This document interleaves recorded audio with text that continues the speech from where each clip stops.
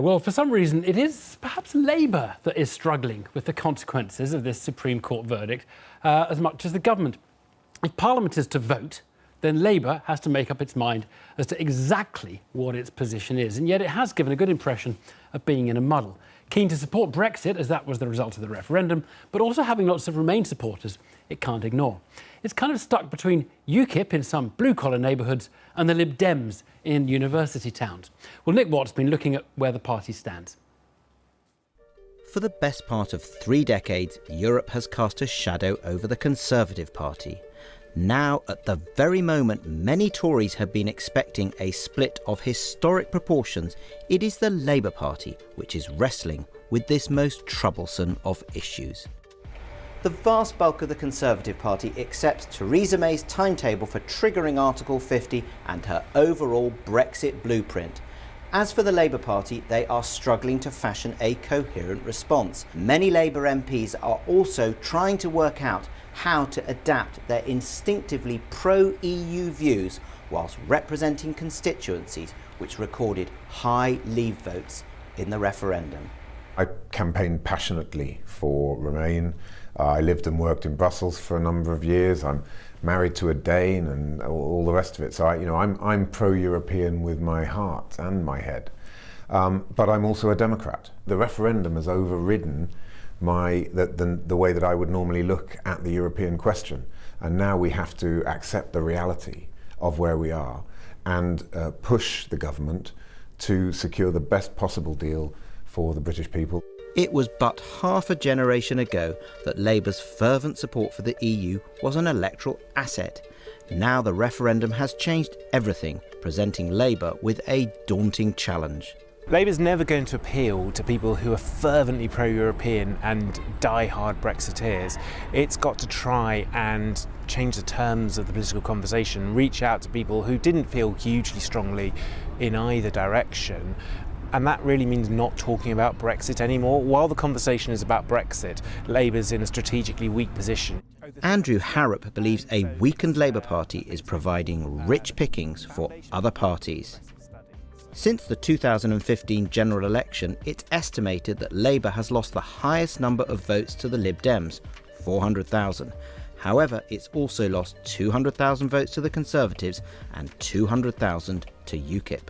The Labour Party in complete disarray. They don't know what they think. You talk to a dozen different Labour MPs on the issue, you get a dozen different answers. Labour Party should be getting behind voting to trigger Article 50, but I've been speaking to some even today who say they're still going to try and frustrate the process. One unlikely voice sympathises with Labour. I'm relatively sympathetic to Jeremy Corbyn in the position he finds himself, because I think he is finding problems that any Labour leader would find, and they are not specific to him. He is a symptom, not a cause, of the division, with the London voters thinking one thing and broadly the northern voters thinking another. Jacob Rees-Mogg believes his party has an opportunity unprecedented in the modern era. The Conservative Party is probably more united on Europe than it has been since the days of Anthony Eden. And Mrs May is in the fortunate position of having less opposition than almost any Conservative leader, probably in history, that she has a united party. There's no internal opposition. Stephen Kinnock believes all may not be lost for his party. The government has a mandate to take the UK out of the European Union. They do not, in my view, have a mandate to turn us into some sort of European version of the Cayman Islands. Brexit is not an excuse for making a bonfire of workers' rights, a bonfire of environmental rights, of slashing the minimum wage, slashing corporation tax, deconstructing the welfare state that this country is built on. This government does not have a mandate to do that, so our job is to draw those battle lines. In the space of a few years, the UK has experienced 2 landmark referendums, and it has been Labour which has faced acute challenges in their aftermath. The party will be hoping that the shadow cast by Brexit will lift, although ironically it may take a definitive break with the EU to allow Labour to return to more natural terrain. Nick Watt. Well, I'm joined by the Shadow Foreign Secretary, Emily Thornberry. Thank you very much for coming in. Look, I know what the Lib Dems think about the EU. UKIP writes itself, and I know where Theresa May stands. I would find it hard to say where Labour stands at the moment. We're just in a couple of sentences. What's your policy? Firstly, do you really know where the Lib Dems stand? They've only got a group of 9, and the last time they had to vote on Article 50, half of them voted one way and the other half abstained. They want to stay in and they want a second referendum. Well, that's you what don't some want of them that. have said But they are today. very keen to stay in. Now, Anyway. what's in 2 sentences? What is Labour's position on what happens now? Not on the process, but on what we want, where we want to be. Our position is this, that the British people have spoken, we have our instructions, we have to make sure that we get the best possible deal. We believe the best possible deal begins with the economy. Nobody voted, whether they voted to remain or to leave, to be poorer or to lose their job. And that, on that point, you are no different to Theresa May, because she believes we want as much market access as we can get, we want investment.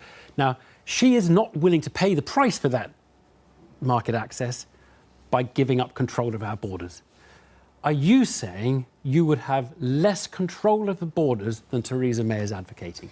I think there are definitely differences in terms of emphasis, but I think that the speech that she made was she was trying to ride 2 horses at once that were going in 2 different directions.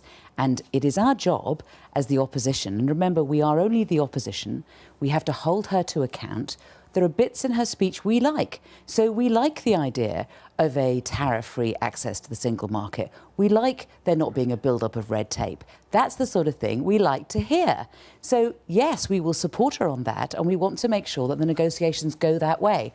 But when she talks about some kind of weird new customs union entirely built for Britain, or when she says, if we don't get this deal, then we're going to become a completely different country, we're going to break the economic model. This is what she said. Yeah. She said she wanted to break the economic model. She said she wanted to attract businesses. She didn't want in. to, that was the backup plan. No, all right. Okay. She threatened something. She can only threaten if she means it.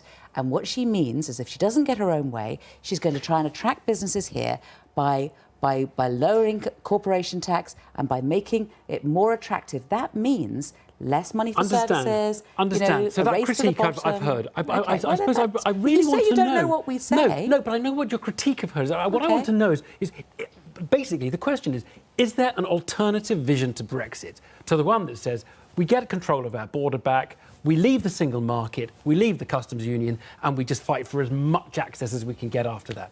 Now, that sounds to me as that's what your position is. You're not saying we'll have free movement, so we are going to leave the free market, the single market. No. What we're saying is that our first principle, what is most important, is that we look after the economy. Well, what's most important for any government is the safety and security of its citizens, and the then second the economy. is the economy. So now, you would have free movement, because all the economists will tell you is free movement is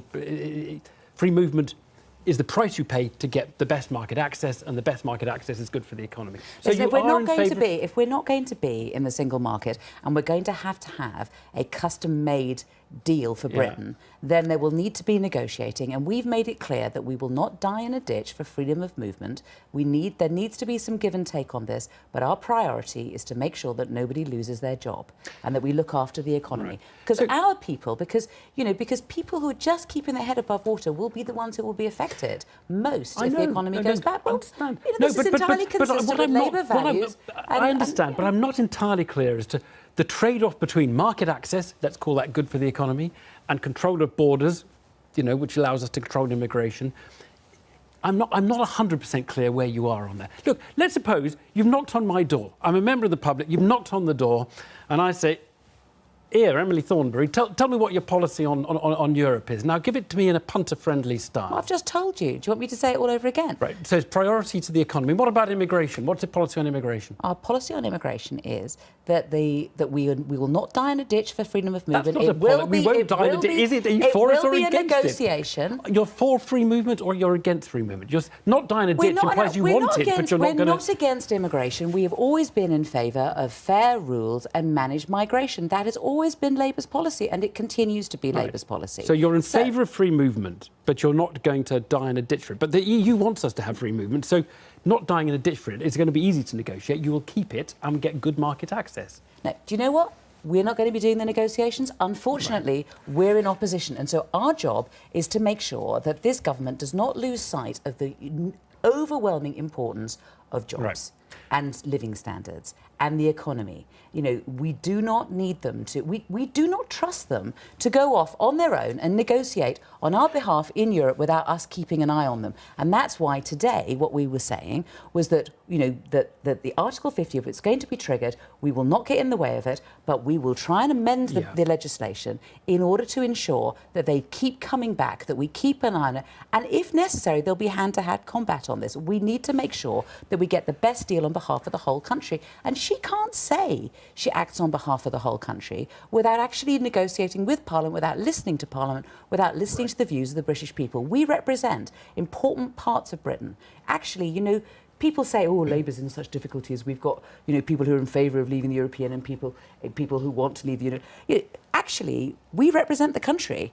I mean, the fact is, some is of the that country, we have a... and they represent more of it because they got more votes. But the mixture of views within the Labour Party reflects the views in the... And so actually, you know, the way in which we're thinking about this with a little more depth, I think, than the Tories are, is a good thing. And we can contribute and we can help, but they do need to listen. Very positive spin on the division. But it's not a spin, it's simply the truth. Right. One of the things you've been...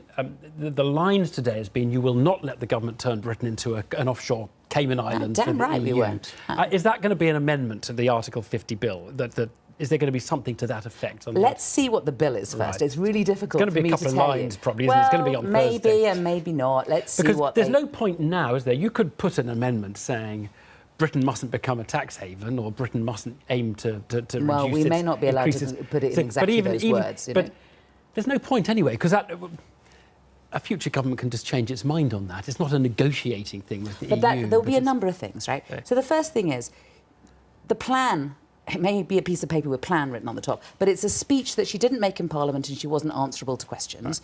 And so we want to have a white paper, first thing. We want to have a clear plan so that we can look at exactly what it is, so that we can hold them to account. If that's what she says she wants to do, she's promising everything to everyone. Let's have it written down and let's hold her to it. Let's scrutinise. That's number one. Number two is, what are the broad principles? What are the broad principles when you're negotiating? We want to be able to set some lines in the sand. This you should be doing, this you... And then, most importantly, is the accountability. So as you go along, you must keep reporting back.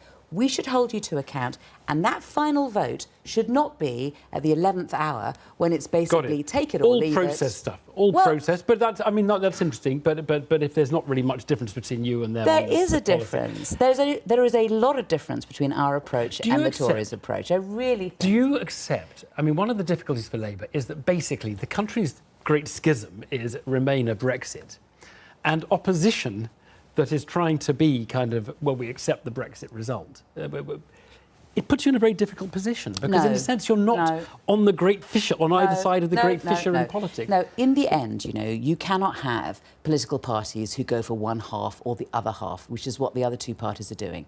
Actually, the fact that we are trying to bring the country together under the principle that we need to look after the economy and we need to get the best deal on behalf of the whole country is something that we can unify the country around. We're not going to chase 48%. We're not going to chase an extreme part of 52%. We're going to do our utmost to ensure that we stand up for the whole country and we should be listened to, and we're going to make sure that we are. Emily Thornberry, thanks very much. Thanks.